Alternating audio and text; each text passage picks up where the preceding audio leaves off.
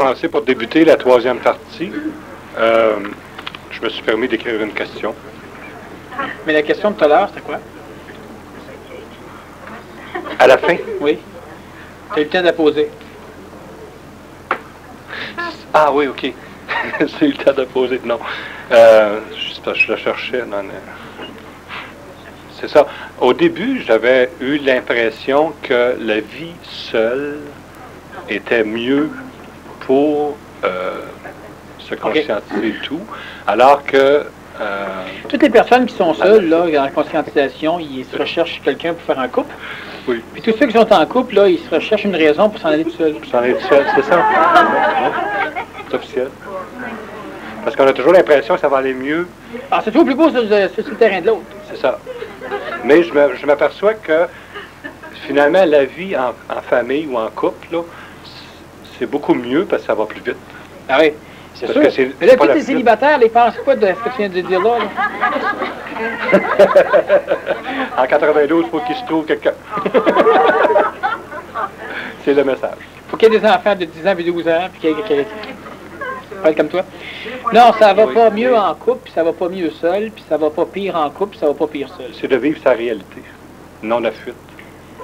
Simplement vivre ta réalité, c'est tellement banal, c'est tellement facile, tellement simple, mais l'humain, il faut qu'il complique tout, évidemment. Comme tout à l'heure, tu me disais, c'est simple en maudit, finalement, je te disais, oui, mais quand quelqu'un peut réchauffer, là, il va dire, c'est simple en maudit, t'as rien qu'à faire ce que je te demande, on dit si bien. C'est aussi simple. Mais là, l'autre, il faut que tu sois l'esclave. Ben oui, mais c'est pas, je veux pas ser mon esclave, je veux juste que tu m'écoutes. C'est la même affaire. Fait que tout est extrêmement simple, sauf que quand on mentalise ou quand on est un petit peu trop astralisé, tout devient simple dans la complexité. Les Russes, ils l'ont aujourd'hui, c'est tellement simple. Ils ont juste à accepter le communisme partout. Bon, les musulmans ils disent, c'est simple, acceptez Allah.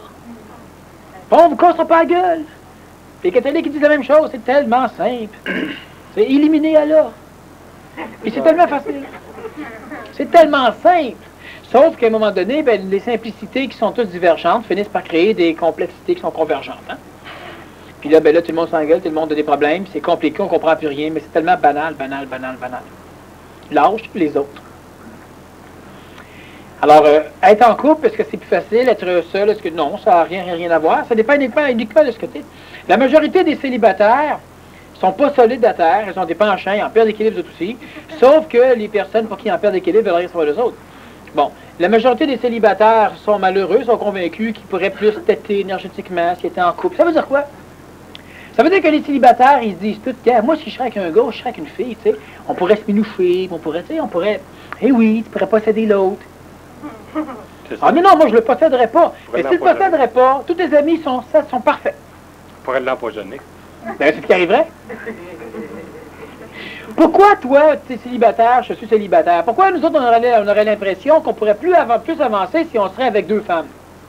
Pourquoi? Parce qu'on voit un couple de nos amis, puis là, on a l'impression que les soirs, ils s'énergisent, ils s'auto-énergisent. Ouais. Ben, rencontre une amie, fait la même chose. Ah oui, mais c'est pas pareil. Pourquoi? Parce que si elle décide de s'en aller, tu ne pourras pas lui imposer de rester. Parce que l'autre, elle te fait des petits plats parce qu'elle se sent obligée, parce qu'elle est la femme de notre chum, puis l'autre, elle le fera pas. Parce que pourquoi on aimerait plus vivre en couple? C'est pour aller chercher ce que l'amitié ne nous donne pas. Et qu'est-ce que l'amitié ne nous donne pas? Toutes les merdes et les problèmes du couple. La possession. Parce que tu vas dire, oui, mais gars, si en couple, ben, on couche ensemble. Ben, tes deux amis, ils peuvent coucher ensemble pareil. Ah, mais ça serait pas. C'est quoi le problème? Tu en couches un là, tu mets l'autre à côté. Ça se fait. Oh, mais les soirs, moi, j'aimerais ça, être assis, écouter la télévision, puis t'entendre pas passer la vaisselle, ou t'entendre faire quelque chose. J'aimerais ça. Non, mais tu sais, j'aimerais ça, simplement qu'il y ait quelqu'un dans la maison. Ben oui, c'est ça. Il y en a on appelle ça la zoothérapie. Ça. Il faut avoir quelqu'un dans la maison qui bouge un peu, qu'on voit passer, tu sais. C'est la zoothérapie. Ah oui, tu peux acheter un chien, tu l'entends bouger, il vient te flatter quand tu veux, tu l'appelles, tu la manges, tu peux t'occuper de lui, tu ne l'empoisonnes pas, lui, parce qu'il aime ça, lui, il a besoin de ça. Lui, tu décides quand tu le sors, lui, il décide où tu vas, surtout l'hiver, tu te laisses traîner, c'est puissant. Mais c'est de la zoothérapie. Fait qu'avoir quelqu'un dans la maison, avoir un homme, avoir une femme qui vient s'asseoir à côté, qui tasse un peu le sofa, puis là, il faut qu'on se redresse un peu, tu sais, c'est assis. Puis qui couche dans ton lit, puis là, il faut que tu le pousses un petit peu, puis là, il vient se coller, puis bon. qui chiale, pas aller dehors, puis c'est ça, tu fais ton épicerie, puis là tu penses à ton chien, ou à ton mari, ou à ta femme, ou à ton chat, t'achètes des bébelles, tout ça. C'est de la zoothérapie. Bon, mais c'est ça, quelqu'un qui est célibataire, qui pense qu'on est mieux en couple, ben, il devrait s'acheter un pitou. C'est le terme, c'est pitou, mon pitou, ma colombe, en tout cas, c'est de la zoothérapie. Alors non, en couple ou seul, ça dépend de comment tu es. C'est ça. Quelqu'un qui dit, ouais, mais moi, là, je suis totalement pur et parfait. C'est l'autre qui, si t'es pur et parfait, l'autre est pur et parfait, toi, et plus là. On ne peut pas t'endurer. L'autre personne, non, c'est ça. Alors, en partant, ça sert à rien, c'est que si ça va mal dans le couple, celui qui se plaint n'a pas fait ce qu'il fallait. Puis pas changer l'autre.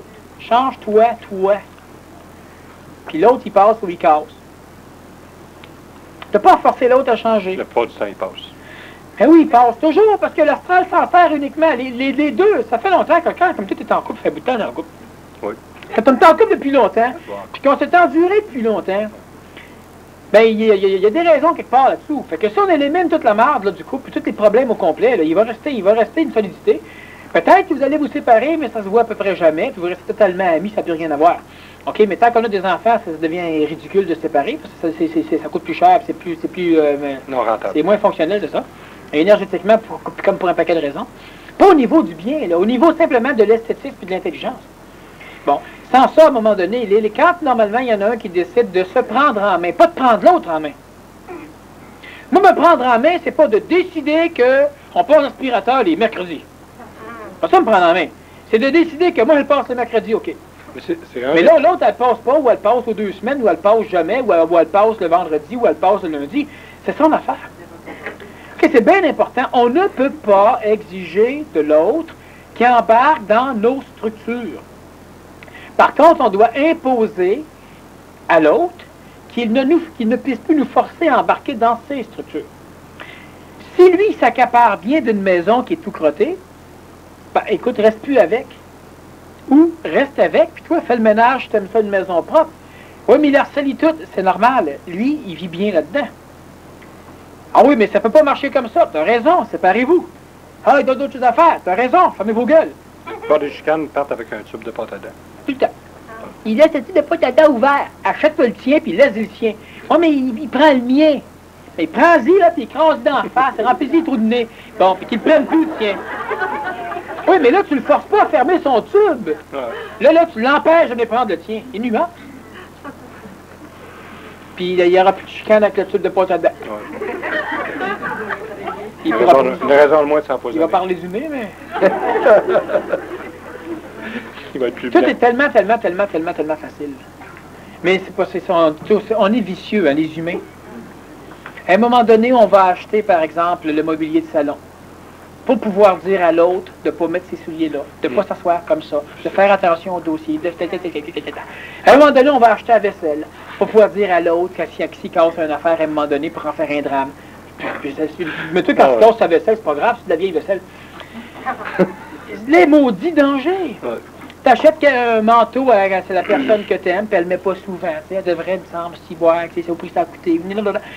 On est des maudits vicieux. Moi, j'ai connu quelqu'un qui avait acheté un beau tapis dans le salon, puis il voulait pas que les enfants y aillent. Mais c'est ça.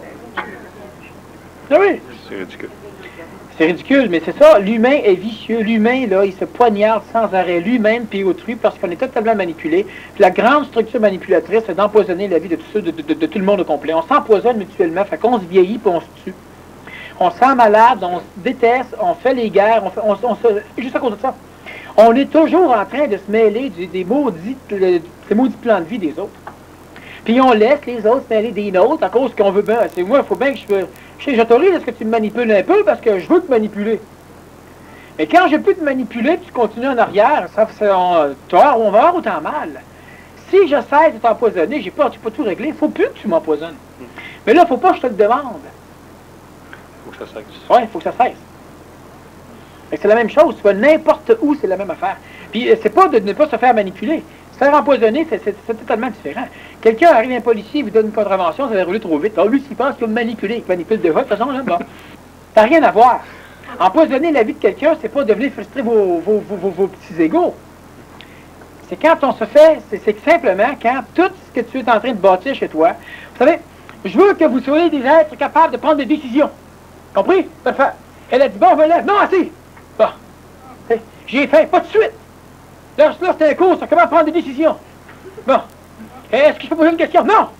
Mais là, si, bon, il prendra jamais de décision. Tu bords tout. C'est ce qu'on fait à l'école. À l'école, on veut que l'enfant, il finisse par se prendre en main. On lui dit quand arriver, quand manger, quand sortir, quand il y a récréation, quand il faut aller aux toilettes, qu'est-ce qu'il faut qu'il apprenne? On lui dit tout. Il faut qu'il apprenne à se prendre en main. Il apprend ça. Où? Oui. Quand? Avec la discipline. Ben oui. Surtout. Au cégep. Au cégep, il apprendra à se prendre en main. Il a passé 10 ans, 11 ans de sa vie à se faire taper dedans, à tout se faire organiser. Puis au cégep, on dit pouf, oh putain, t'as 18 ans, bon. Fait que les échecs, ils sont tous là. C'est la même affaire. On ne peut pas, on est vicieux, mais vicieux, c'est une vraie farce. Alors, on doit absolument se centrer sur soi, plus centrer sur autrui.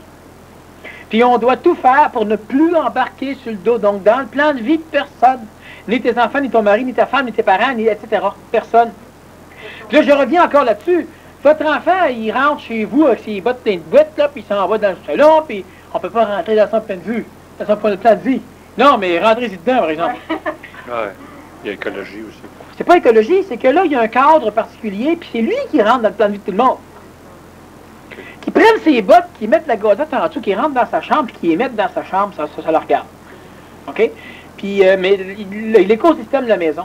Sauf que moi, si j'aime placer les verres comme ça, puis là, je veux qu'il fasse la vaisselle, est-ce que je dois lui imposer de mettre les verres comme moi? Ouais. C'est ça, les chicanes de famille recommencent encore. Toujours pour des maudites niaiseries. Bon, il fait la vaisselle, qu'il place les verres comme il faut. Si ça n'a aucun sens du point de vue simplement de l'efficacité, on va y dire. Comme il dessert la table, et puis il met tout ça à l'envers dans le frigidaire. Il met tout ce qui est grand en avant, tout ce qui est petit en arrière, par exemple. Lui, il aime ça de même. Bon. Après ça, quand il fouille dans le frigidaire, il laisse la porte ouverte 5 minutes, 10 minutes, parce qu'il a le temps qu'il cherche. Et bon, là, on gaspille. Là, ce n'est pas écologique. Simplement. Là, il faut l'intelligencer. Mais on ne peut pas lui dire ce qu'il doit vivre émotivement. Parce que ça me dérange. Et là, c'est pas ça qu'il faut faire. Ouais, c'est ça. Bon, c'est banal. Tu sais, chaque fois qu'il sort de ton automobile, il ne ferme pas la porte. Tu l'amènes à l'école, là, il sort, il s'en va. Là, faut que tu débarques, fais le tour, ferme la porte. À un moment donné, là, c'est ça. Oh. Là, tu n'embarques pas dans son plan de vie. Ouais, mais moi, j'aime laisser les portes ouvertes. Ah, pas de problème, merci, tu prendras l'autobus. Bon. Tu sais, c'est ton auto, c'est ton plan de vie, c'est tes bebelles, il ne peut pas embarquer dedans. C'est simple. Oui, mais là, il ne faut pas exagérer. Mais c'est ça, il ne faut pas exagérer. Mais dans l'autre sens, t'es non-fumeur, on fume dans ton auto, t'es un épais. C'est simple. Au moins, ça ne me dérange pas la cigarette. T'es un épais. Ça t'empoisonne, ça te tue. Pas une question de déranger. Tu fumes déjà pas, puis tu laisses les autres fumer, t'es un épais. Oh ben là, faut pas... Ça, c'est le maudit problème de l'humain, c'est qu'il y a toujours un moment donné où apparemment on exagère.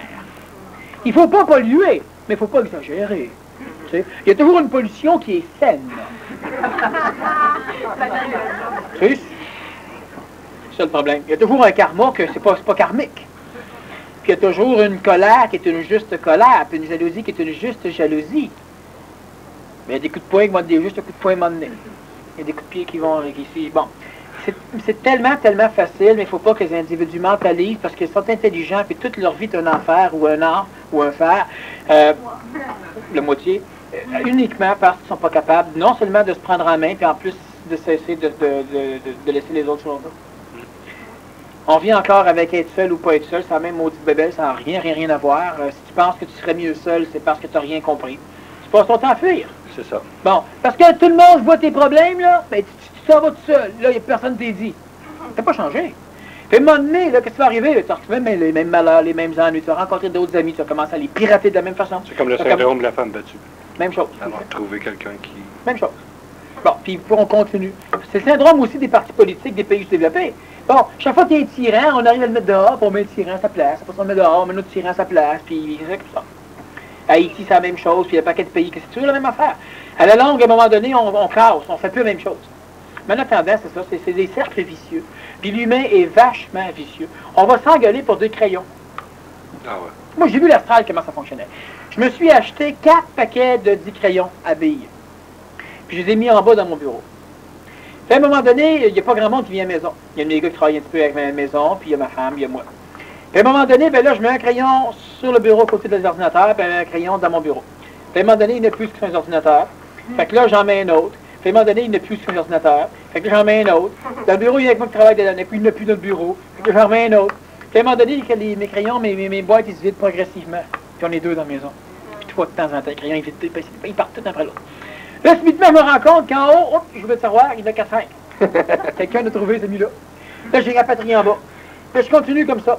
Mais veut pas, sur la quantité de crayons qui restent dans la maison, il y a probablement 3 boîtes qui sont disparues. Où? Je ne le sais pas. Alors imaginez, ça c'est une stratégie, des crayons, on en cherche des maisons, puis quand on a des enfants, on cherche encore bien plus. Les chicanes que ça donne. Les règles, les ciseaux. Quand tu les trouves, ils ne coupent plus, puis sinon tu les trouves pas. Bon, c'est tes collants, la brocheuse, en tout cas, bon. Mais c'est ça, on parle simplement de conneries énergétiques. Mais là, il faut qu'on soit capable de comprendre ce que j'ai expliqué, puis d'être suffisamment intelligent et intelligente pour pas faire du tyrannisme de la mécanique. Donc, on n'embarque pas sur le plan dit de personne, puis on débarque tout le monde sur notre dos. C'est le bonheur assuré. Puis, on dit, celui qu'on débarque, là, il s'en va, là. Ben, il est temps de le débarquer. Bon. Puis, on a tellement peur. Fait quand je dis aux grands-parents, là, vos petits-enfants, là, ils font rien que vous promener, puis ils vous font dépenser, etc. Ils savent que vous achetez leur affection, puis que ça vous coûte cher. Coupez tout. Allez les voir. Oh, oui, tu m'as acheté une affaire. Non, pourquoi? Parce que tu ne méritais pas. Puis on continue. Ben, continue, si tu n'en achèteras plus jamais. Là, il faut que tu changes de temps, c'est pas. Ah, mais mon petit Pierrot, si tu continues, je t'en achèterai plus. C'est pas ça, là. C'est oui, mais Pierrot, je ne veux pas t'en acheter. Pourquoi? Parce que! C'est fini. Là, il s'est placé ses énergies, là. Le recentrer. Là, il s'en va en tremblant un peu, là. Là, il pense que grand-papa est malade. Mais c'est réglé. Puis après ça, tu vas le voir encore, puis lentement, l'astral va le reprendre, il va encore commencer à pouvoir te minoucher pour que tu achètes des bébelles, puis c'est non. Puis il va dire pourquoi? Mais parce que j'ai pas le goût de crier comme l'autre fois. J'ai pas le goût de crier non plus. Bon, ben c'est comme ça. Il faut cesser de se faire charrier. Le terme exact, c'est cesser de se faire chier. Puis c'est vrai. Alors, il faut être transparent, puis il faut imposer ce que nous sommes. Donc, vous devez imposer ce que vous êtes. Puis là, je dis pas, c'est pas au détriment du bonheur des autres. Les autres ne sont jamais heureux avec vous autres. Bon, hein, à un moment donné, on parle encore des fêtes, vous y allez, ils sont tous heureux, c'est merveilleux. Ben oui, mais l'année prochaine, ça va recommencer. Là, si vous leur dites, écoute, ça fait 25 fois que j'y vais, cette fois-ci, j'y vais pas, ben vous êtes un maudit chien comme si vous ne seriez jamais venu. C'est pire. Fait qu'à un moment donné, il faut leur expliquer puis les placer. Là, ils vont dire, je l'ai invité, mais tu sais comment qui est, on sait pas s'il va venir. Mais il n'y a plus personne qui vous haït. On vous trouve original, on vous trouve un peu schnick-schnick, mais c'est réglé. Là, quand vous arrivez, on est 2 fois plus content de vous voir arriver que toute la gang qui se présente sans s'arrêter de la même façon, puis qu'on a hâte de voir partir. Puis quand vous partez, ben, ils vont essayer un petit peu, mais là, ils vont se dire, l'année prochaine, si on veut qu'ils reviennent, là, vous allez vous en aller. Et oui, mais on va apprécier votre présence. On ne se ramasse pas tout seul, sauf qu'on mène notre vie. On cesse de se faire mener notre vie par l'extérieur. On n'est plus on prend pas la majorité de toute notre vie à essayer de s'ajuster au débonheur des autres. On a une opinion. Tu as une opinion de toi. Ça. Je suis fatigué. Ah ben oui, oh non! Si. Je suis fatigué. Je suis fatigué. Mais fatigué. Dis-moi ce que tu voudras, je suis fatigué quand même. J'ai faim, pas une heure pour avoir faim. Brillant, brillant. C'est pas une heure pour avoir faim. Ah, ben ok, j'ai plus faim. Mais c'est ça. Au début, c'est toujours d'aller briser un peu les humains. C'est d'aller, tu sais, briser un peu les humains, c'est de placer les choses. Puis, c'est très rapide que les gens finissent par plus te sentir ou bien te sentir. Et fait combien d'années vous passez là, à essayer à vous mêler des affaires des autres, à souffrir, à pas être content de l'extérieur parce qu'ils n'écoutent pas, parce qu'ils ne comprennent pas. Oui, mais ça fait 20 fois que j'ai dit, puis s'ils m'auraient écouté, il n'était pas dans l'énergie de t'écouter, c'est simple. C'est toujours le même maudit bébé, tant que tu empoisonnes quelqu'un, tu prends son énergie, puis tu prends la tienne, il comprend pas. Lâche-là, à un moment donné, il va se casser la gueule une fois et deux, il va commencer à se retrouver dans son énergie, il va commencer à fonctionner. Puis là, mentalement, on va se donner des conseils, c'est-à-dire qu'on va être capable de partager nos énergies de façon à augmenter notre potentiel. On va synergiser, mais pas émotivement. Bon, puis l'humain, lui, il commence au niveau du mental, parce que les transitifs, là, ils font comme les gars avec les filles. La majorité des gars, qu'est-ce qu'ils font avec les filles? Ils parlent de ce qui intéresse les filles. Et après ça, lentement, on s'en va, puis on s'en va, puis on a dit, bon. Bon, les ésotéristes, qu'est-ce qu'ils font? Ils parlent d'évolution. Puis c'est pas long pour évoluer mieux, là, c'est dans la couchette. Il y a des affaires qu'il faut faire, tu vas évoluer mieux. On va faire un échange d'énergie, une injection d'énergie, tu sais, bon. Puis là, oui, il y a des maîtres, c'est comme ça fonctionne. Hein, il y en a à Montréal, ici, là. Puis-je mettre ma main sur votre Muladhara chakra? Bon, il disait ça à une fille, il voulait mettre sa main pour l'énergiser. Le chakra sexuel, tu sais. C'est son Muladhara chakra, il voulait l'énergiser à ma façon. Et là-bas. Ah ouais, mais c'est un bonhomme qui est très respecté en région. Et puis, en tout cas, c'est correct ce qu'il fait, mais il y a des... je parle pas du Muladhara chakra, mais je parle de tout le reste complet. Il instruit l'astral, ça permet aux individus à un moment donné d'apprendre à décrocher. Mais ce qui est très, très, très important, c'est qu'on doit faire attention même au niveau des transitifs. On va commencer par l'évolution, on va commencer par les ci, par les ça, puis après ça, progressivement, on va commencer à empiéter sur le terrain de l'autre, au nom de la conscientisation. Parce qu'il n'a pas compris. Bah, c'est ça. Toujours au nom de la conscientisation. J'ai la vérité. Ben, c'est évident, on trouve la vérité. Mais à un moment donné, au bonheur va venir en disant, ah oui, hein, tu dis tout le temps de battre, puis on pique pas, et donc. Ce qu'on dit puis ce qu'on fait, c'est deux, puis c'est normal. La parole devance énormément l'action du corps physique. Bon, on est contact supramental, on parle, en parlant, on s'instruit. Bon, ben écoutez, on s'instruit. Vous avez le droit de parler, puis vous avez même le droit de ne pas faire ce que vous dites. Vous n'avez pas le droit d'excuser que vous le fassiez pas, par des raisons qui sont émotives. Alors, moi, je n'ai pas besoin de le faire parce que moi, je suis au-delà de ça. La cigarette, c'est mauvais, mais mon énergie transmute la nicotine. Ouais, ben, transmute à volonté en même temps, je pense. Tu perds la volonté en même temps, tu perds la nicotine. À quoi ça sert de prendre de l'énergie pour transmuter la nicotine si tu as l'énergie, tu n'as pas fumé, tiens. Sans ça, ben écoute, c'est parce que t'es pogné, tu as encore besoin de ça pour te restrifier, pour équilibrer tes corps. C'est tout vrai. Tu sais, il y a des explications qui sont correctes, des explications émotives, des explications, là... alors, les transitifs, ils vont se ramasser là-dedans à un moment donné. Là, j'embarque plus sur la vie de personne, mais n'embarquez pas sur la mienne. Puis embarquer sur la mienne, ça veut dire que quand tu pèses sur mon ombre, là, t'es déjà sur mon dos. T'sais, ça veut dire que quand tu éternies pas comme je veux, là, t'es sur mon dos parce que ça vient froisser mes énergies. C'est ça. Bon, là, on est une gang d'épais si on pense comme ça. Puis là, on commence encore à embarquer sur le dos des autres. Pourquoi? Parce qu'on va astraliser l'information. On va prendre l'information, on l'informe, c'est ça. On la déforme, puis à un moment donné, ben là, on décide que mon plan de vie s'étend même à votre vécu. Donc, j'ai le droit maintenant de manipuler mon plan de vie au travers de vos expressions. T'sais? Ben là, c'est des coups de pied au derrière, puis etc., qu'il faut qu'on lui donne. Avec un bouchon, il faut couper l'ego. C'est très, très, très, très, très simple. Il faut comprendre ce que je dis. On a un espace vital, on a nous-mêmes. Puis, ça, on doit avoir une opinion suffisamment centrée de nous-mêmes pour que ce que nous voulons, ou ce que nous esthétisons, ou ce que nous intelligençons soit. Mais l'autre, il ne comprend pas. C'est dans ses pénates encore. La lampe, elle ne comprend pas. Ben, vouloir tout faire pour qu'elle comprenne, c'est la même chose que de prendre le voisin pour qu'il comprenne. Si elle a à comprendre, elle va comprendre tout seul. Puis si le voisin comprend, il va comprendre. En jasant, on va échanger des énergies, etc. Mais on ne fait jamais comprendre rien à personne. Puis ça, j'ai dit souvent, moi, je ne fais rien comprendre. Ce que vous savez déjà, je le réveille, puis je mets des mots qui vous permettent de clarifier la pensée. Vous dites, ah, maudit, il dit bien, là. Vous le saviez déjà. Et ce que vous ne saviez pas, je ne fais pas de l'information directe. Le crayon ici est constitué de 3 morceaux extérieurs et de petits morceaux. OK, si vous ne le savez pas, vous l'apprenez. Puis encore là, par Kim Berlandis, lui-même le sait déjà. Mais au niveau psychologique, au niveau mental, au niveau supramental, les individus sont capables de supporter ce qu'ils savent déjà de ce que je dis. Bon, la majorité de ce qu'ils savent déjà, c'est parce que c'est mon intelligence qui les habite. Mais si mon intelligence les habite, c'est qu'ils ont toutes les structures pour être habités par leur propre intelligence à un moment donné, qui va aussi comprendre et savoir ce que je sais.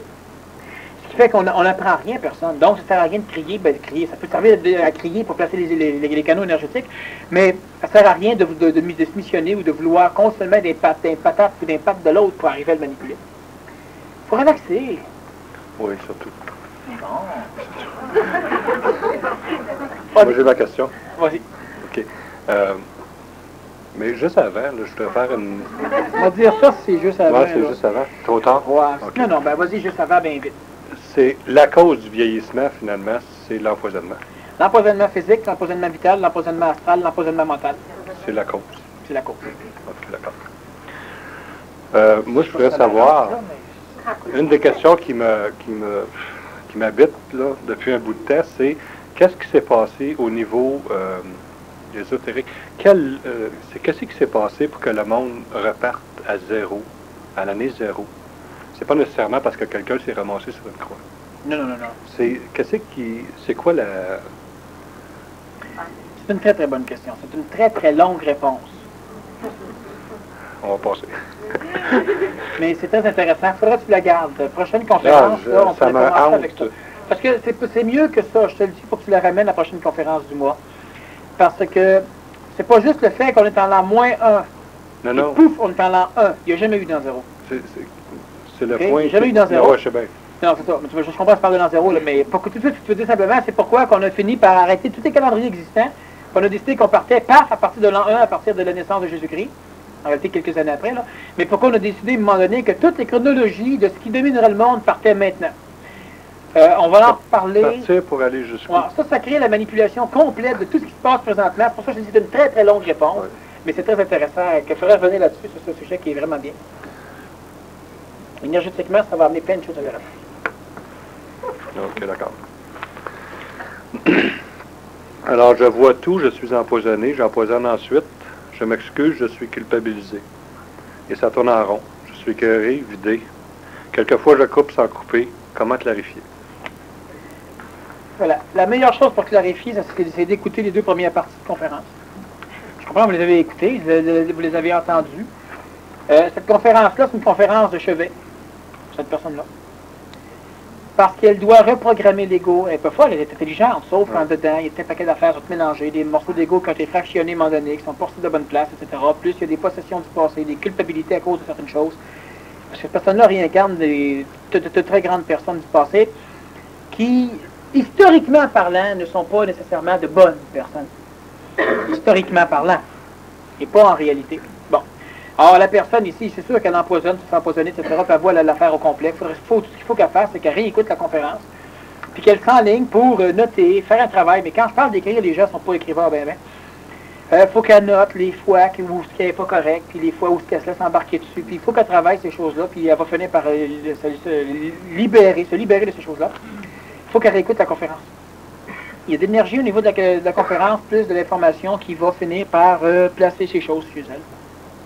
C'est une conférence chevet, les 2 premières parties. N'est-il pas méritoire de faire des exercices énergisants pour pouvoir se fabriquer une masse énergétique et enfin ne plus être ou de moins en moins assujetti au monde méritoire? Non.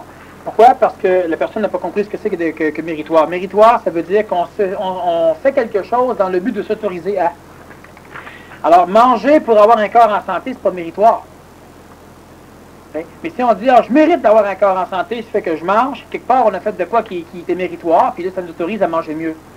Alors, faire des exercices pour aller chercher de l'énergie, c'est de contrôler les mécaniques qui sont extérieures. C'est pas une question de mérite. Mais si on dit, quand j'aurais fait ça, on mérité d'avoir telle affaire, là, c'est méritoire. On le fait méritoirement. Alors, faire de la course, se tenir en forme, c'est pas méritoire. C'est exécutif, c'est une mécanique. Et une personne qui pratique quelle que soit la technique pour ramasser de l'énergie, c'est pas une question de mérite, pas au niveau de la technique, c'est au niveau philosophique que c'est méritoire, si elle en fait une philosophie méritoire. Bon, par exemple, arriver à un contact supramental, c'est pas méritoire. Mais la chrétienté dit que faut que tu mérites ça, mériter ton ciel, c'est mériter les cieux. Faut que tu mérites. Alors, l'individu qui fait des choses pour mériter quelque chose, oui. Autrement dit, l'individu qui fonctionne uniquement émotivement, le mérite, c'est émotif. Par exemple, est-ce que je mérite de passer à tel degré initiatique? Donc, il faut que tu aies plu à quelqu'un, il faut que tu plaises à une autorité quelconque. Mériter, c'est de toujours vouloir décrocher le gros lot quelque part. Et empoisonner quelqu'un. Oui, il faut que tu plaises à Dieu, tu mérites le ciel, il faut que tu plaises à Jésus, il faut que tu plaises à Allah, il faut que tu plaises à Manitou, il faut que tu plaises, etc. Alors, n'est-il pas méritoire que de faire des exercices énergétiques pour pouvoir se fabriquer une masse énergétique? Absolument pas. Ça peut être méritoire, dépendamment comment l'individu le fait. Si l'individu se dit qu'elle se mortifie à faire des exercices énergétiques, parce que quand elle va en avoir fait suffisamment, elle va avoir telle chose, c'est méritoire. C'est comme par exemple, vous avez mal à la jambe gauche, vous montez les marches oratoires à genoux pour vous guérir, probablement que rendu en haut, vous aurez plus mal à la jambe gauche. Vous aurez mal aux deux. Bon. Mais là, il y a un mérite. Alors, c'est émotif. Je dois m'humilier en réalité, suffisamment pour que Dieu devienne... autrement dit, il faut que j'écœure assez Dieu dans ma souffrance pour qu'il me guérisse, pour la paix. Bon, c'est ce qui se passe. Mais sauf que son degré de tolérance est grand. Il monte souvent les marges oratoires. Ouais. C'est pas méritoire que de faire quelque chose qui nous amène à avancer. C'est méritoire uniquement si on le fait en fonction d'une accréditation par une autorité extérieure. Ou intérieure, mais d'une accréditation. Daniel, pour me centrer dans mon intelligence, je sais que je dois être transparente. Quelle est la mécanique qui fait que je sens de l'animosité envers les personnes à qui je parle? Même chose, simplement, bon, c'est la même chose. C'est très, très, très long. J'ai parlé à travers... Premièrement, probablement que chez certaines personnes à qui vous parlez, vous reconnaissez chez elles des choses que vous avez chez vous, donc en partant, ça vous dérange énormément. Il y a une forme d'orgueil, probablement, qui vous habite, qui vous empêche carrément de parvenir à être transparent réellement. Puis ce qui arrive souvent, c'est que les personnes qui ne comprennent pas ce que c'est qu'une chose, on va dire la transparence présentement, vont jouer à la transparence et sont un peu hypocrites. Puis chaque fois qu'ils jouent à la transparence, ils peuvent finir par avoir de l'animosité envers autrui parce que inconsciemment, eux en décodent que c'est eux autres qui les forcent à être transparents, donc c'est à cause d'eux autres que les autres sont hypocrites, ce qui fait que finalement, eux autres sont pas corrects. Psychologiquement, là, tu peux t'organiser souvent d'une façon très intéressante. Alors, quelle est la mécanique qui fait que je sens de l'animosité envers les personnes à qui je parle? C'est sûr qu'en plus, si vous n'êtes pas réellement transparent, en jouant la transparence, vous pouvez vous heurter à plusieurs petits miroirs chez l'autre de ce qui se passe chez vous. Il y a tellement de façons d'arriver à sentir de l'animosité ou même une forme de snobisme à travers la transition. Ou se missionner à être transparent. Bien, là, ça c'est autre chose. Ou l'animosité. Mais effectivement, certaines personnes, très rares, des hommes d'une certaine grandeur, corpulence, pourraient, à un moment donné, effectivement, se missionner à être transparents. Très rare. Comment décrocher quand ma fille de 2 ans et demi mord ma soeur de 8 mois? C'est là un plan de vie? Oui. Elle la mord sans cesse et sans aucune raison apparente, en réalité pour faire sécréter ses parents. Ben oui. Mais là, je ne veux pas vous dire comment, mais ça se règle facilement. Parce que si vous ne trouvez pas comment, vous ne pourrez pas appliquer convenablement ce que je vais vous dire. Si je vous dis comment faire, vous allez l'appliquer d'une façon désastreuse. Si vous le trouvez, vous allez l'appliquer d'une façon correcte. Mordez-le. Écoutez-le pas, mordez-le. Mais ça s'appelle placer les énergies. Très souvent, de temps en temps, je vais laisser glisser des mots qui vont progressivement vous expliquer ce que c'est que de mettre des canaux en place. Placer les énergies de quelqu'un d'autre. Ou les siens, ou placer les énergies d'événements. Pourquoi je ne l'explique pas là? Parce qu'il y a trop de personnes qui ne peuvent pas comprendre. Des personnes qui ont trop d'ego, des personnes qui ne sont pas encore suffisamment centrées, ils vont tous vouloir appliquer ça parce que ça donne de la puissance. Les individus vont rechercher le pouvoir inconsciemment. Alors qu'en glissant de temps en temps des petits mots comme ça à la volée à travers différentes conférences, les individus qui ont ce qu'il faut pour être capables de l'appliquer vont avoir ce qu'il faut pour être capables de rapiécer les morceaux. Ils pourront le faire. Autrement dit, je vais le communiquer, mais pas clairement. Mais effectivement, ça se fait facilement. 2 ans et demi en plus qui mord sa soeur de 8 mois. Bon, là, achetez-y un dentier, celle de 8 mois.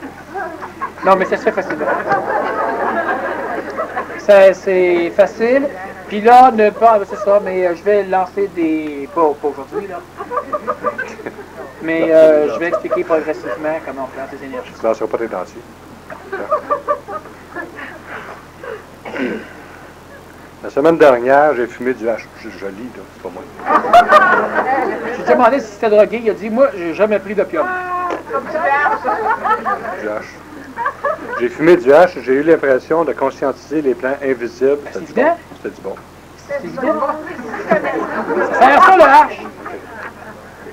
La révélation que j'ai eue, c'est que ce n'est pas mon corps qui deviendra éthérique, mais les plans éthériques qui deviendront matériels sans baisser pourtant en vibration. C'est exact. C'est exact. Pose-moi ça maintenant.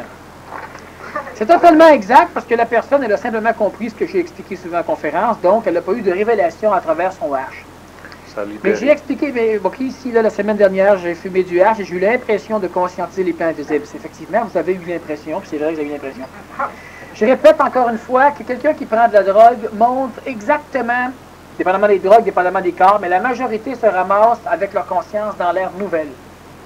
Ils se ramassent là où l'humain est beau, là où l'humain est transparent, là où l'humain, etc. Puis là, ils trippent, c'est au bout. Mais rappelez-vous ce que je dis. On est dans un vaisseau spatial, puis la personne, elle se ramasse dans le hublot dehors. Elle voit ce qui se passe en dedans avec sa drogue. OK? Fait que là, elle peut dire, hey, j'ai tout vu. Oui, mais tu ne seras jamais à bord du vaisseau. Pour rentrer dans le vaisseau, c'est pas avec la drogue, c'est avec la cellularisation et la conscientisation. Alors, la drogue, ça vous permet d'aller voir. Puis une fois que vous avez vu, c'est mieux que rien. J'ai tout vu, c'était au bout.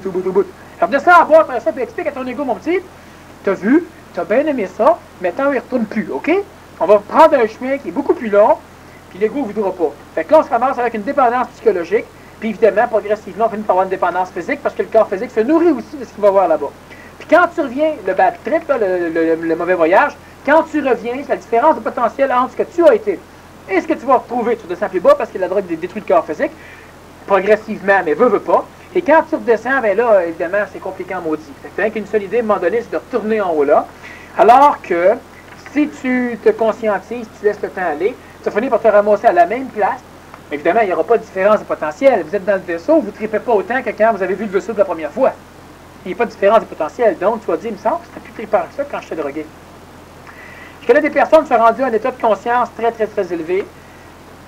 Et puis, à un moment donné, eux autres aussi ont pris un peu de drogue. Puis, ils se sont rendus compte qu'ils étaient tout croche, puis qu'ils ne voyaient rien de plus. Non, la drogue amène là. Mais tu es déjà là, pas de drogue. Fait que c'était pas plus trippant. Il y a de la misère à marcher, puis la misère à parler. Mais il n'y avait rien de différent. Ils ne voyaient pas plus les auras que ce qu'ils voyaient normalement. Ils ne conscientisaient rien de plus. Non, parce que la drogue t'amène à un niveau. La drogue ne t'amène pas à un niveau supérieur, elle t'amène à un niveau. Si t'es en haut, elle te descend. Si t'es en bas, elle te monte. Si t'es égal, elle te laisse là.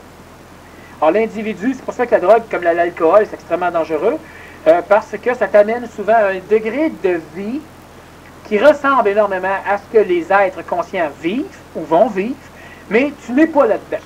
Par exemple, tu es pogné, tu prends de l'alcool, puis là on est moins pogné, puis on peut rire un peu plus, puis on se décontracte, puis on se dit des choses. Ouais. Puis quand tu commences à aller un peu loin, le cerveau commence à être imbibé un peu trop, là, tu commences à déconner. L'alcool te permettait de te sentir mieux. Il faut qu'on boive un peu, comme ça. Mais l'être nouveau, lui, il ne boit pas un peu, il s'amuse déjà. Mais l'alcool ne t'amènera pas à des étapes de samadhi suprême. Le H t'amène plus haut.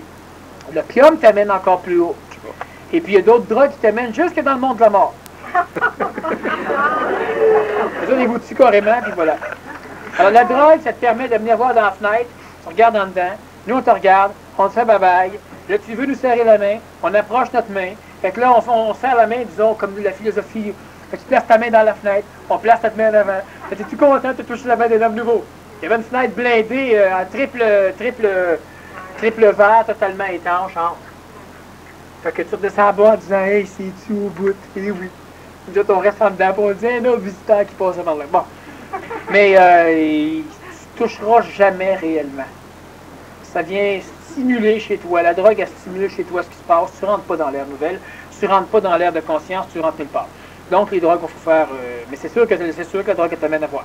En plus que c'est probablement une copie astralisée. Ben, c'est pour astraliser parce que tu es toi, c'est évident. De toute façon, si ce ne serait pas astralisé, tu te rendrais compte que tu es dehors. Mais ta drogue, tu n'en prendrais pas souvent. Oui, je prends de la drogue, je me ramasse dehors du train. C'est pas génial. Ah non, c'est astralisé. Tu as l'impression d'être dedans, toi, là. Un peu comme les pauvres qui regardaient les riches et qui disaient, maudit qu'on est bien. Ils regardaient tout manger. Là. Hey, on est bien, hein. Tu vois, on peut faire des belles tables, hein. Puis on a la belle cuisine, hein. Puis, hey, on est dessus bien. C'est les riches qui mangeaient, tu sais. Mais celui qui prend la drogue, c'est pour ça qui vit. Fait que tant qu'il est dans l'illusion, ça va bien. Quand il se rend compte qu'on n'est pas bien, ils sont bien dans ce qu'il fait, ça va mal. Là, tu te m'as souffert. Tu prends un peu plus de drogue. En plus. Lors de digestion égoïque intense, ce que j'appelle égoïte aigu, je me retrouve avec une douleur au bas du dos qui m'empêche d'être fonctionnel. J'essaie de décider, mais la confusion règne.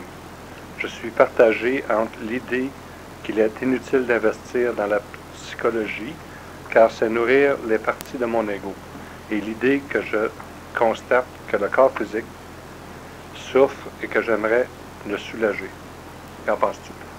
Bon, je ne suis pas besoin d'en penser grand-chose, là. Égoïde veut dire inflammation de l'ego, en passant. Bon. Alors, quand l'ego fond, il n'y a pas d'inflammation de l'ego, hein? It, c'est inflammation. Je dis ça comme ça parce que c'est bon. Parce qu'à un moment donné, vous allez arriver avec quelque chose d'intéressant. Vous allez dire à quelqu'un une égoïde. Puis l'autre, c'est un fiefé intellectuel. Puis il va tout vous démolir au complet parce que vous n'avez pas envoyé le bon suffixe. Bon. Alors, lors des digestions égoïques intenses, maintenant, il faut faire attention. La majorité des personnes, ils sont convaincus qu'ils digèrent intensément leur ego, ne le digèrent pas intensément. Ils s'égoïsent, ils sont à côté de la traque, puis ils s'imaginent, ils ont un concept, puis ils philosophisent là-dedans. Parce que chaque fois que ça va mal, là, c'est parce que je suis en mutation présentement, et puis j'ai l'impression que mon orteil a son ongle incarné. Je ne dis pas que la personne ne le vit pas, je dis simplement de faire attention. Parce que les époques de digestion intense, il n'y en a pas sur la planète. C'est sûr qu'intense, on s'entend. Hein? Bon. Okay. Maintenant, je me retrouve avec des douleurs au bas du dos, c'est normal. Pourquoi? Parce que l'ego, nécessairement, fuit. Donc, il se passe de quoi? L'ego va fuir. Puis l'ego, qui est normalement centralisé au niveau du centre coronarien, du cœur plutôt, puis au niveau de la tête, ben, nécessairement, il peut fuir au niveau du corps physique ou simplement créer des stress ailleurs. L'ego a peur, puis ça va se répercuter au niveau du corps physique, puis étant donné que le corps physique est mobilisé, la personne, elle se concentre, elle est achalée, empoisonnée par les problèmes du corps physique. De ce fait, elle a moins d'énergie à mettre de la conscientisation, pour autrement dit, elle avance moins bien. Mais toutes les personnes ont besoin d'alimentation astrale, d'alimentation vitale, d'alimentation mentale, d'alimentation physique équilibrée. C'est ça qui va régler le problème de la personne, puis c'est ça qui va régler toute la phénoménologie des problèmes planétaires humains. Autrement dit, c'est être capable de s'entourer d'amis. Puis quand j'ai déjà dit, il y a quelques mois, que dans les années qui viennent, arrangez-vous pour avoir des amis, parce que vous allez voir, ça va être la base essentielle à la survie. Pourquoi? Parce qu'on va, en ayant des amis, c'est exactement comme si on était des marins cultivateurs. On vous dit rien, hein, marin cultivateur? Oui. Un marin, c'est quelqu'un qui a un bateau, qui peut sacrer son camp avec un bateau à voile n'importe quand, qui dépend de personne. Il est cultivateur parce que n'importe quelle terre où il va aller, il va être capable de semer ce qu'il faut pour s'alimenter. C'est ça. Gaspésien. Celui qui va avoir des amis va être un marin cultivateur. Il va avoir toute la banque d'énergie nécessaire pour s'alimenter, puis il va avoir la force motrice énergétique nécessaire pour sacrer son camp. Okay? Maintenant, des amis, c'est pas des amis du point de vue émotif, c'est des alliés. C'est l'intelligence qui a du cœur qui détermine le phénomène de l'amitié. Mais les individus, pour avoir des amis, doivent être capables de faire la différence entre l'amourachement, entre tomber en amour, entre monter en amour, entre toutes ces affaires-là au complet. Cessez de s'interdire de s'alimenter de quelqu'un. Cessez de le forcer à nous alimenter. Cessez de le forcer à prendre ce qu'on lui donne. Il faut absolument que l'individu, il faut que l'humain devienne un être nouveau. La personne ici, là, en étant capable, premièrement, on parlait de l'empoisonnement, aujourd'hui c'est évident qu'en appliquant ça, ça va être déjà, mais il faut que la personne soit capable, il faut qu'elle accepte de voir la différence entre s'alimenter astralement et s'alimenter égoïquement. Oui, mais quand je m'alimente astralement, mon ego s'alimente aussi. Ben, alimente-toi. Pourquoi? Parce que sans ça, tu te ramasses avec une pénurie telle à l'énergie astrale que de toute façon, ton ego va trouver des façons à s'alimenter, mais le corps astral étant tellement hypothéqué que le corps physique va finir par l'être, le corps mental aussi, puis vous ne pourrez plus diriger. Alors une personne souvent dit, oui, mais c'est intelligent d'y aller, mais je sens que mon ego aime ça. Oui, mais vas-y quand même. Le but fondamental n'est pas d'écœurer l'ego. Mon ego aime ça, je vais pas. Si tu es intelligent, oui, vas-y. Si tu es intelligent, non, vas-y pas. Laisse pas l'ego. C'est pas une guerre contre l'ego. Il faut que tu émancipes ton intelligence. Il y a un gros roton. J'ai peur de voir son père. Si les humains supra-transportés empruntent un couloir spatio-temporel et qu'ils empruntent l'espace-temps de ce couloir, ne risquent-ils pas de rester pris dans ce couloir? Et si pour les humains, le transport est instantané et qu'on se retrouve ici, puis là-bas, sans décalage du couloir? Je comprends pas. Non, mais c'est ça, c'est une question qu'il ne faut pas que tu la comprennes. Non, je comprends. Bon, premièrement, il n'y a pas de couloir spatio-temporel, puis il n'y a pas d'humain qui pourra transporter. Mais maintenant, on n'emprunte pas quand on est un être supramental. On n'emprunte jamais rien, on le prend. Bon, on comprend. On n'emprunte pas, on ne remet pas sa place. Mais le sens de sa question, c'est de savoir s'il va être ici et là-bas en même temps. Non, le sens de la question, c'est pour s'amuser. Mais le sens de la question, simplement, c'est que, premièrement, on ne reste pas pris dans absolument rien. On est pris présentement dans le temps. Oui, c'est ça. Et on n'a pas le temps de tout expliquer la mécanique. Il y a plusieurs éléments intéressants à fouiller là-dedans, mais il faut qu'on place les choses à leur place. Sauf qu'il n'y a pas d'humain supra-transporté. L'intelligence supramentale ne transporte pas, puis supra veut dire au-delà. Donc, on ne peut pas être au-delà d'être transporté. Au niveau supra-transporté, je parlais des suffixes, c'est un préfixe qui n'est pas à sa place. Maintenant, un couloir spatio-temporel, absolument pas, c'est pas nécessaire non plus. Et puis, il y a plein de choses qui seraient longues. Je ne vais pas trop répondre à la question parce qu'on n'aura pas le temps de toute façon. La conférence ira à sa fin. Okay. Mais le transport est plus facile que ça.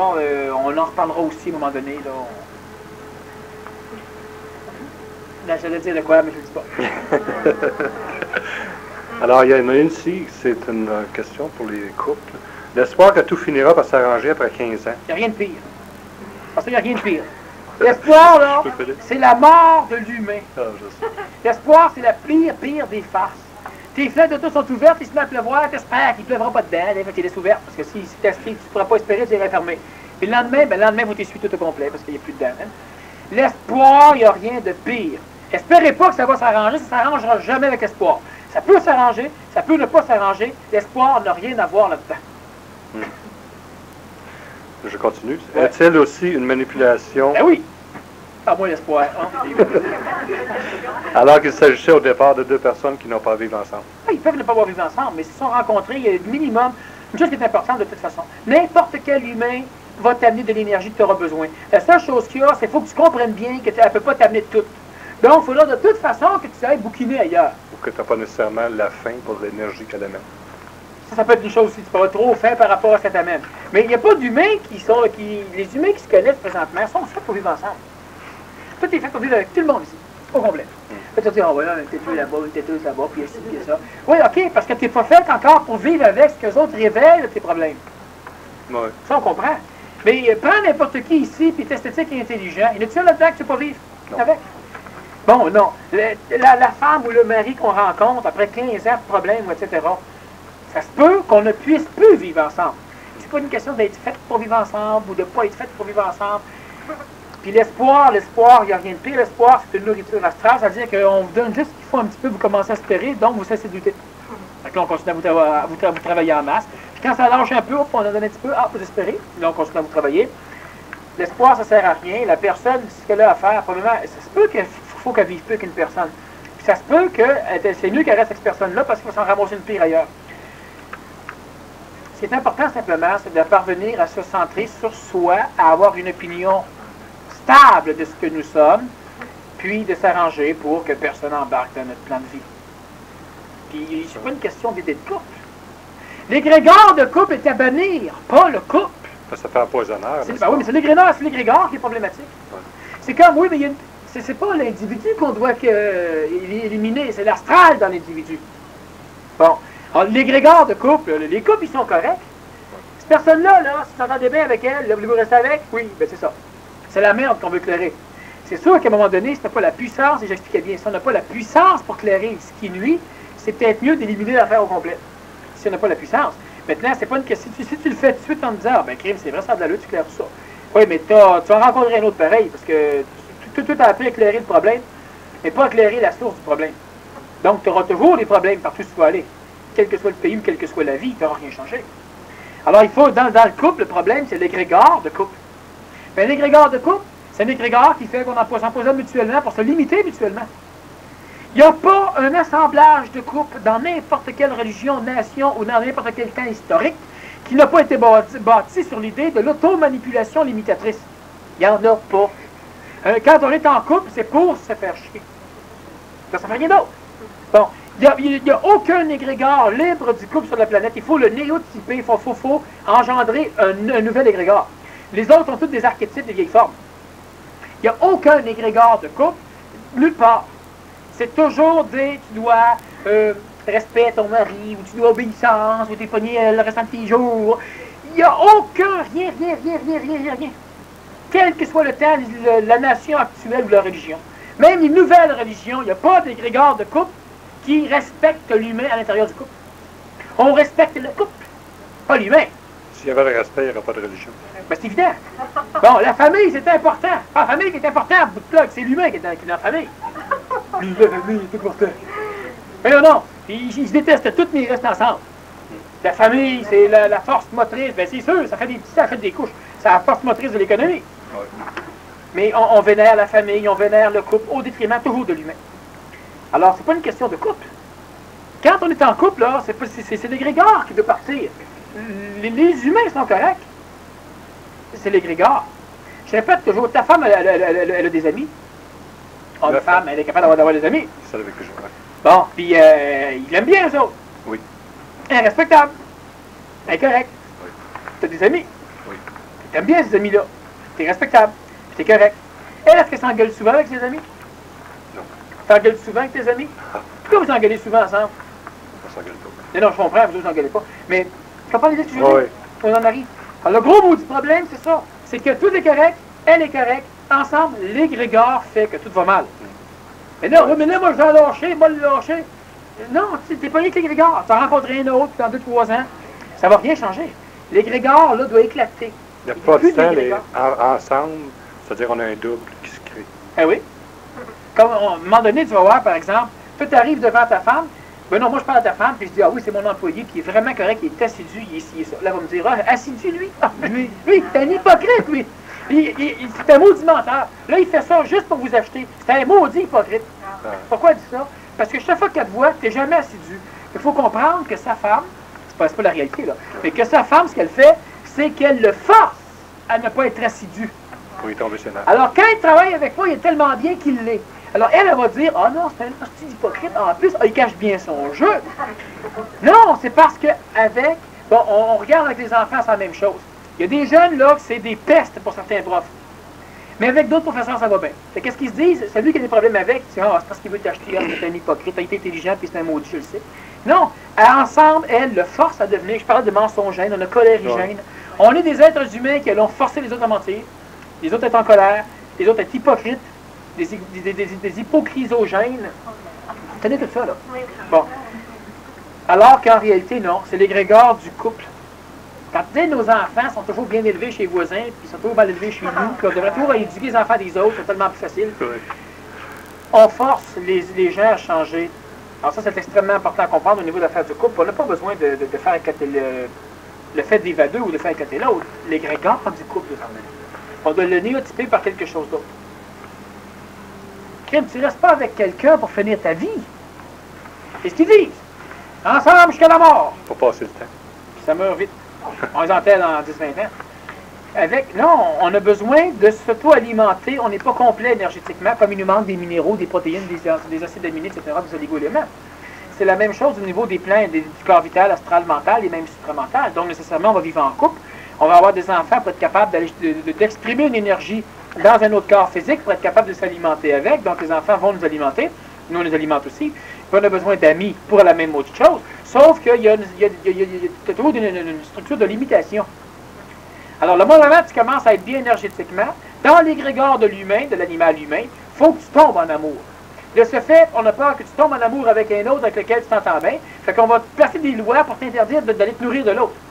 Mais c'est pas ça. C'est pas parce qu'on a peur que tu tombes en amour. C'est parce qu'on veut pas que tu t'alimentes de l'autre. Et pour t'obliger à empêcher l'autre de s'alimenter, donc de croître énergétiquement, on va s'arranger pour créer la peur de tomber en amour.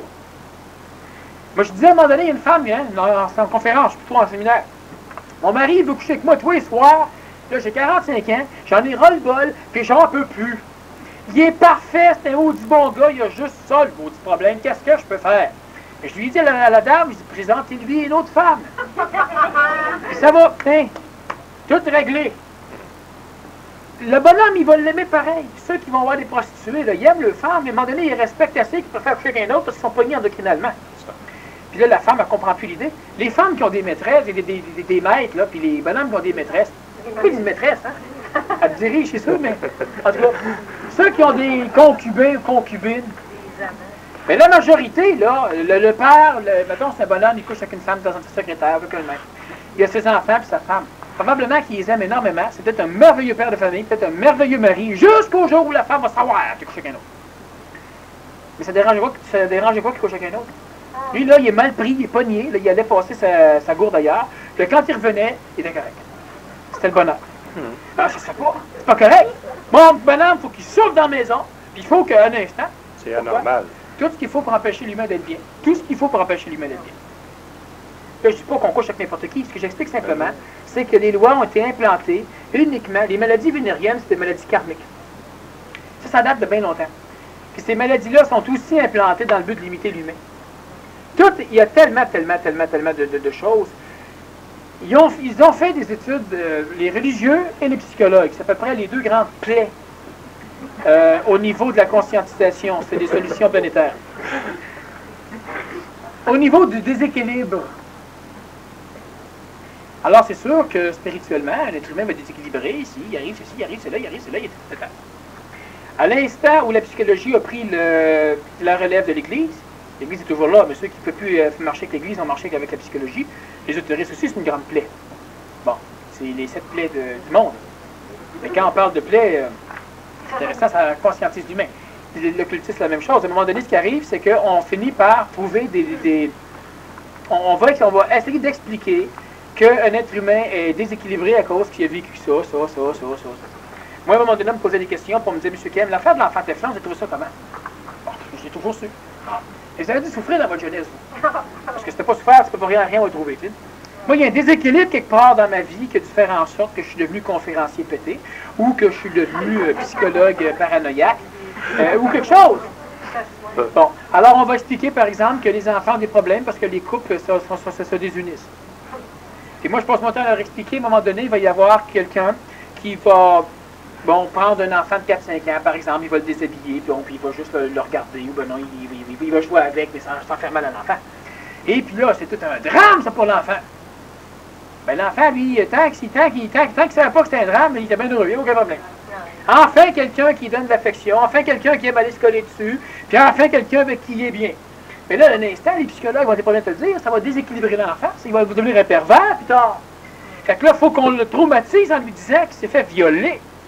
Un refoulé. Puis que l'autre, c'est un dangereux, puis etc. Là, une fois rendu adulte, tu as peur de tous les gars que tu rencontres, tu as peur de toutes les filles que tu rencontres, tu sais plus si tu fais bien, tu sais plus si tu fais mal. À un moment donné, ben là, si tu déshabilles, il faut faire l'amour. Sans ça, c'est toute une notion de bebelle, uniquement parce qu'on considère toujours que c'est mal. L'humain, quand je peux en faire des plaies, l'humain doit finir par être capable, dans son intelligence, de transcender, premièrement, toute limitation, pas de se libérer, parce que là, nécessairement, il va aller faire ce pourquoi on a implanté les religions. Tout ce qui est yadique devient satanique. Les religions, c'est une plaie dans une certaine stratégie de conscientisation. C'est absolument essentiel sur la planète Terre pour aider l'humain. Alors qu'à un moment donné, c'est ce qui devient la problématique. La psychologie, c'est la même chose. Bon, puis la médecine, c'est la même chose, etc. Les médecins sont totalement contre les psychologues. Les psychologues sont souvent contre les médecins. Mais ensemble, ils sont contre ce qui est neuf. Bon. Tout ça, c'est utile. Et ça fait partie des structures qui forcent l'humain à maintenir son schéma d'auto-souffrance à travers des limitations, soit spirituelles, soit d'équilibre, soit des paquets de belles gens. Puis l'occultisme ésotériste fait le même jeu. Puis tout ce qui fait partie de la conscience de l'ère nouvelle fait partie du même jeu. Dans l'ère nouvelle, il y a un paquet de lois. Je connais des gens, moi, là, qui se partent des petits villages, des petites communes d'ère nouvelle.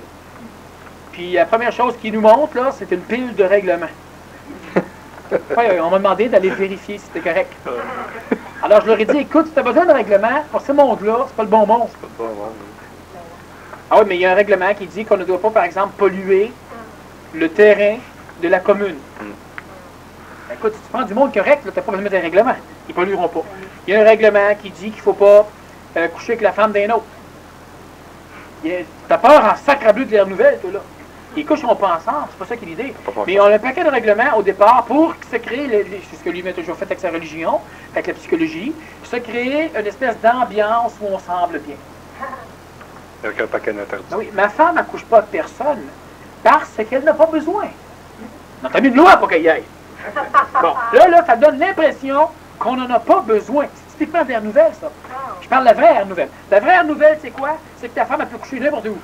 Est-ce qu'elle y va? Non. Pourquoi? Parce qu'elle n'a pas besoin. Tu sais, l'ère nouvelle, tu peux manger n'importe quoi.